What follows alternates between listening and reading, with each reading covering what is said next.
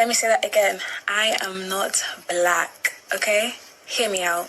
Growing up, my mom absolutely hated when we refer to ourselves as black. She's like, you're not black, you're Nigerian, you're African.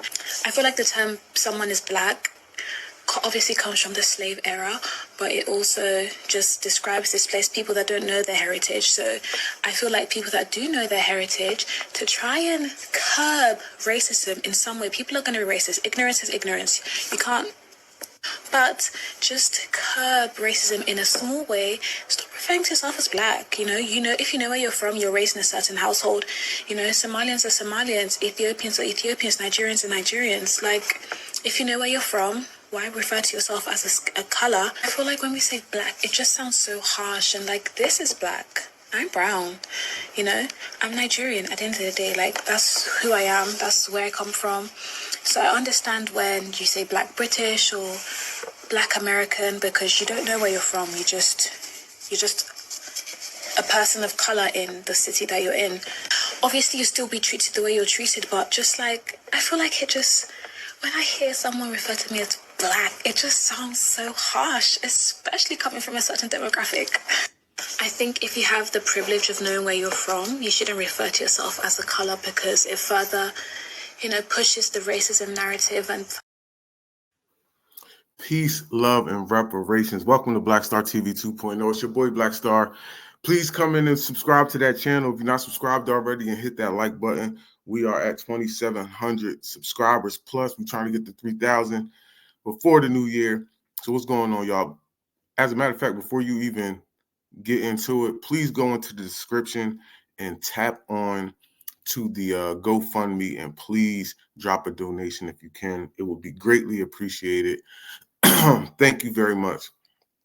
And much love to, it's 3 of us that's actually part of this GoFundMe, and we all will greatly appreciate that. So, so y'all hear this girl talking about blackness, and it's funny because, right, she just said we are just black people in just an area of where we are, and we don't know who we are. She said she was Nigerian. Now, I would argue that Nigeria came into existence in 1914, right? In 1865, 1860s, we were already referred to as freedmen. We Black Americans were already being referred to as freedmen legally. This is on legal documents in the 1800s. So we knew who we were before you knew who you were. So all of this curbing racism, using the word black. And I told you that they are the main ones. I just said that in a video a couple of days ago, that they are the main ones who like to use black interchangeably when it benefits them. And it's normally always Africans and Caribbeans who do this. Not all of them, but a lot of them. Again, as far as Candace Owens too, she's another one who does the same thing.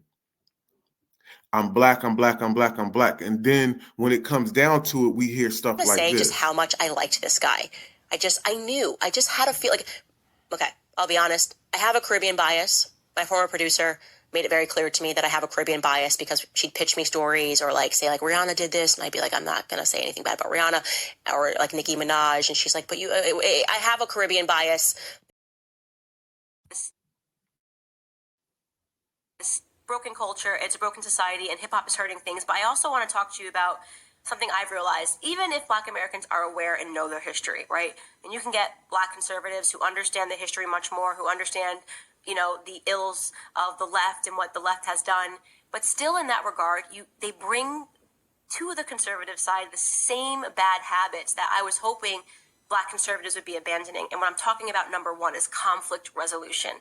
Black Americans do not know how to resolve basic conflicts. Everything has to turn into a fight. I hate you forever. You got to draw lines. It's like you're this gang or that gang. And you still see it happening in politics. And that's funny because your homeland is constantly fighting. Your homeland can't resolve simple conflict. Nope, they can't. That's why you're here in America. Yep, you're here in America because your homeland can't, your people, your Caribbean people can't handle conflict or resolve conflict. Yes, that's why you're here, right in the United States. And you see how she was easily able to say, yo, you know what? When it comes to Caribbean people and negative press, I'm cool on that. I'm biased. But she always has Black Americans in her mouth, and it's always in a derogatory way. It's never in a positive light. She's always talking about every single derogatory thing in our culture. She never talks about the positive. I've never once heard Candace Owens talk about the positive things that go on in our society as Black people.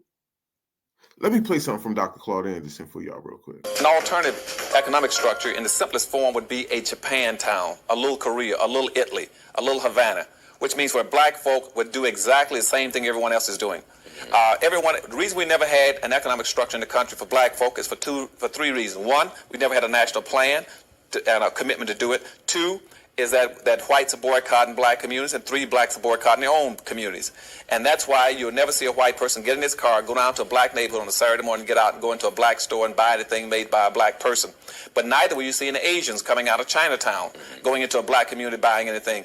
Everybody supports their own structure except Black folk. That's why out of 36 million Black folk, after 400 years in this country, you do not have one single solitary Black business district in the entire United States. That is naivete, it is insultive, and it's grossly offensive to Black folk because you're creating problems for yourselves by not belling up to the bar and accepting responsibility of amassing wealth and capital, creating economic basis, creating an entrepreneurial class, creating businesses, creating jobs that will hire your own people, creating money to take care of your own public services, your lights, your gas, your streets. How do Black people start doing all those things if 98% of the wealth is in the hands of the white power elite? We started working at that very simple. We start where we are.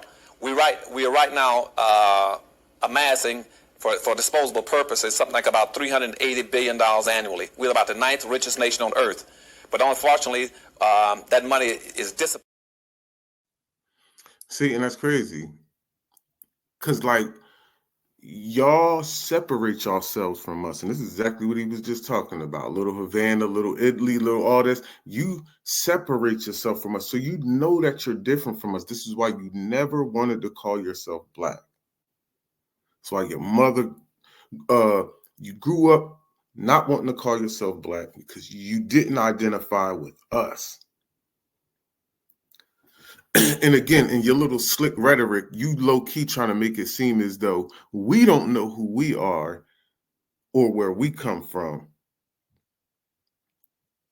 But your country, Nigeria, didn't come into existence until 1914, and you didn't get independence until 1960. But we were freedmen. We were considered freedmen on paper, in the books, on the law in 1865. So before your country was even thought of or made up, we were already here, established as a group. You see, they love to talk that stuff, but we're like one of the only groups on the planet who really can trace their lineage back hundreds of years. A lot of these white folks can't even do that. A lot of these folks can't trace their lineage back hundreds and hundreds of years. See, we can do that because when slavery was going on, they were taking meticulous notes. They were keeping a track of everything. See, when you need to put insurance on slaves and you need to put slaves on the stock market and you're doing stuff like that, you're keeping records. So they meticulously kept records of us. This is why we can all go tracing back all these hundreds and hundreds of years, centuries on centuries on centuries. We can trace back to get to our people, but y'all can't do that. I guarantee you that girl don't even know what her country was being called before 1914.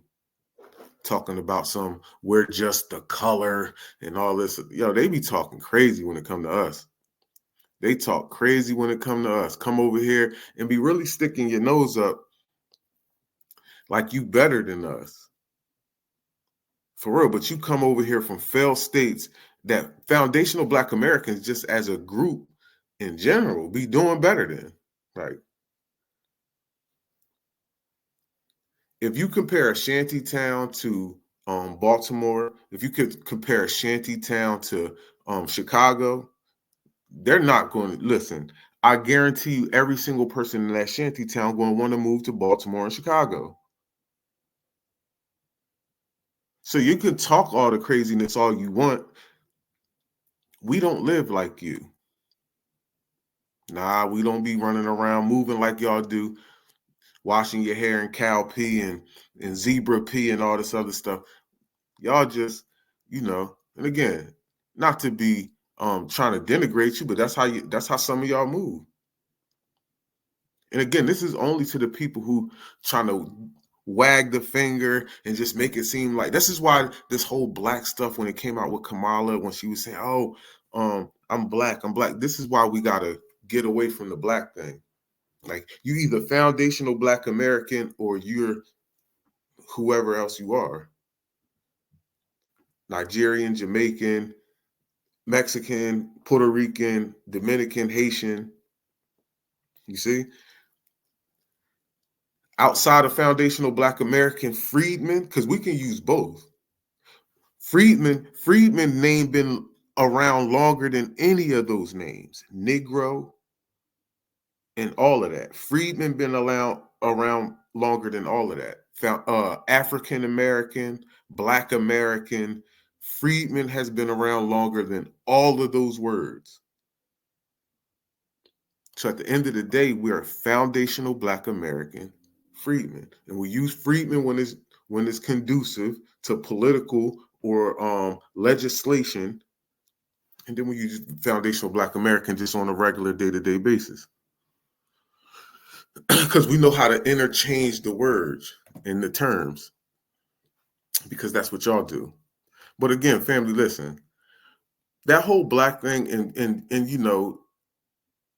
I just hate when they do that. I hate when I'm Black, and then I'm not Black. When you feel it's conducive to you. Again, are you Black? I would say it like this, as for now on. You're a person with melanin, right? But your lineage is this. That's why the whole Black thing, and it's easy for them to dunk everything under Blackness. Even white people don't even do that. When they start, they be like, oh, that's the Italians. That's them Germans, them Jews. You see, they try to split each other up. They not even trying to fall under the whole guise of whiteness because of the bad stigma that comes with that. You see, and I feel like that's another reason that Nigerians and them try to get away from Black, because they know Black is like low-key, it's looked at as a derogatory term. I'm not saying it's derogatory, but it's looked at as a derogatory term. So they don't want it to be associated with them. But you don't want us being associated with you either. That's why you call us Akatas, Rears, Yankees, Bees, and everything else. But hey, if you're not Black, you're not Black. I know what you're not. You're not foundational Black American. That's definitely what you're not. You're not foundational Black American. And we can tell who foundational Black American. It's foundational Black Americans, boy, we have a phenotype that's so different from y'all. It's not even funny. So, peace, love, and reparations. Please make sure y'all hit that subscribe button, that like button, share this content out. And again, please go into that description. Go to the GoFundMe. Please support the GoFundMe. Y'all can also hit the Cash App as well, but I would rather y'all hit the GoFundMe. Thank you, family. I appreciate y'all. We up out of here, man. Peace, love, and reparations. Is not a nicety. It's not something nice to have for black folk. It is now an absolute necessity. If you do not get reparations soon, black folk, as I told you before, are through. Reparation is not a nicety, it's a necessity. What are the conditions? What are the conditions that precipitated black folk getting into this dilemma? And what black labor, white wealth did, it tracked 800 years of history in very systematic terms to show you every strategy, every technique, every law, every public custom, and every public policy that was used to enslave black folk around the world and to maldistribute almost 100% of all this nation's wealth, power, resource, privileges, businesses, and controls of all levels of government into the hands of the dominant white society. And what slavery and Jim Crow segregation did with black folk, it intentionally maldistributed all the resources away from black folk and created a real-life monopoly game. Black folk in America are playing in a real-life monopoly game that you're totally ill-prepared to play and win.